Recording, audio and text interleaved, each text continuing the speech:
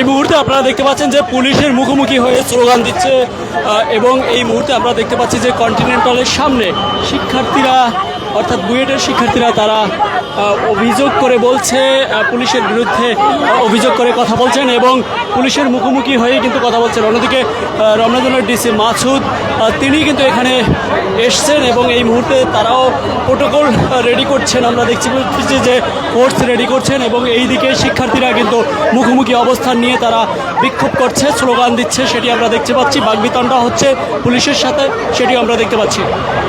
আমরা দেখছি শিক্ষার্থীরা বলছেন আবারও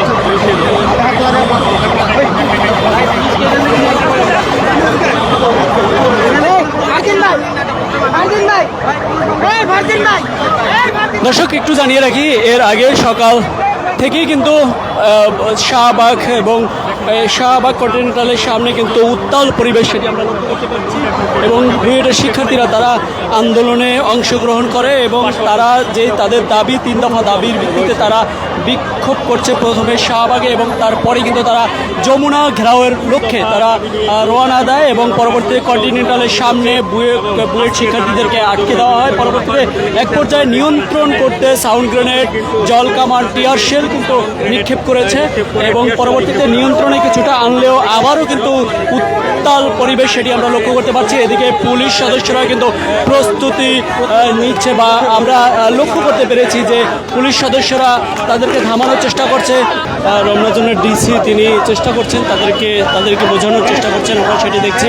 অন্যদিকে যদি সকাল থেকে বলা যায় তাহলে হচ্ছে যখন তারা আন্দোলন শুরু করে অর্থাৎ শাহবাগ ব্লকেট করার এক পর্যায়ে তারা সিদ্ধান্ত নেয় যমুনার অভিমুখী হবে। যমুনার অভিমুখী হয়ে তারা মূলত রওনা দেয়।